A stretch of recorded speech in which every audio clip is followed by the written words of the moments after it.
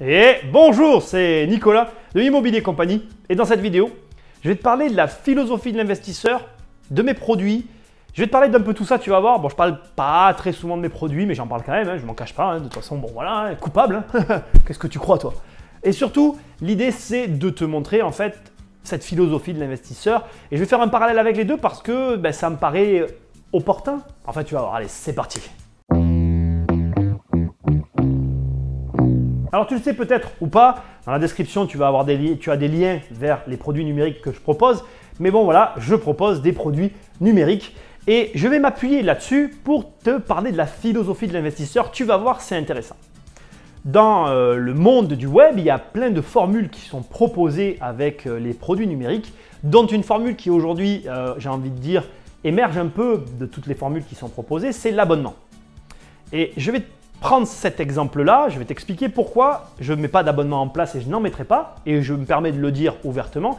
Et enfin, on va voir du coup la philosophie de l'investisseur et le lien qu'il y a avec tout ça. L'abonnement, en fait, c'est un système qui est très intéressant pour les entreprises et qui représente un énorme avantage qui est la récurrence des revenus et surtout, au-delà de la récurrence, la visibilité.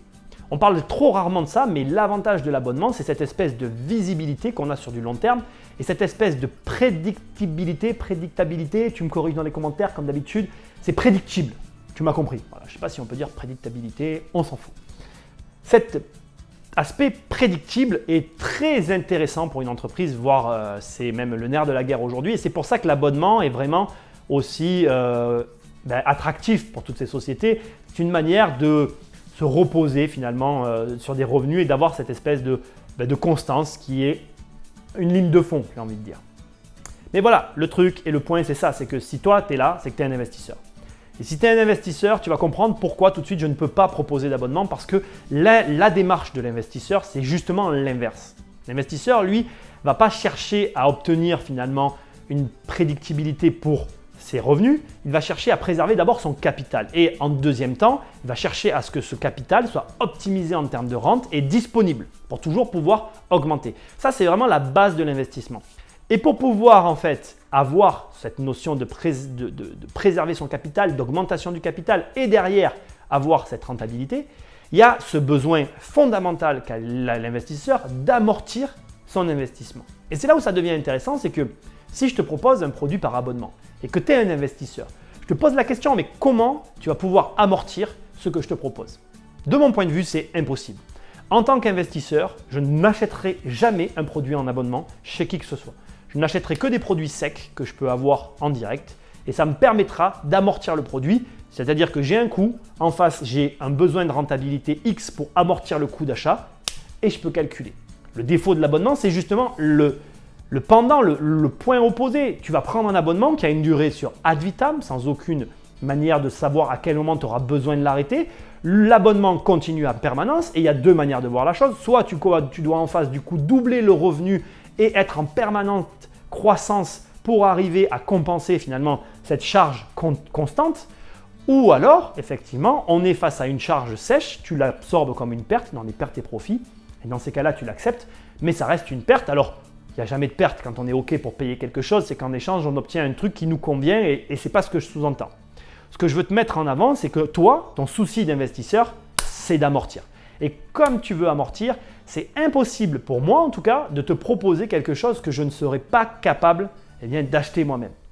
Et voilà le conseil que je veux te donner dans cette vidéo. Il est double. Le premier, il est de faire toujours que des choses que tu es capable de faire toi-même pour toi. C'est-à-dire que, tu m'as déjà entendu le dire, en gros, si tu mets quelque chose sur le marché, que ce soit numérique, un bien immobilier, que tu réussisses à faire rentrer ton action en bourse, tout ce que tu vas faire dans ta vie entrepreneuriale et d'investisseur, etc., tu dois le proposer à des clients de telle sorte que si tu étais client, tu serais capable de l'acheter, tu serais ton propre client. C'est la base. Et deuxième conseil, mais alors vraiment ultra important, quand tu achètes quelque chose, veille toujours à ce que le business model en face de la personne que tu achètes, à qui tu achètes, elle ait finalement une proposition qui corresponde à tes valeurs. Parce que cette histoire d'abonnement, moi j'ai rien contre, mais ça va à l'encontre des valeurs que je véhicule dans toutes mes vidéos et aussi des valeurs que je peux moi-même avoir dans mes investissements personnels. Donc il y a un moment donné où si je m'y retrouve à aucun moment, je me vois mal consommer ce genre de choses. Alors attention, dernier point important me concernant. Il ne faut pas dire Fontaine, je ne boirai jamais de ton eau.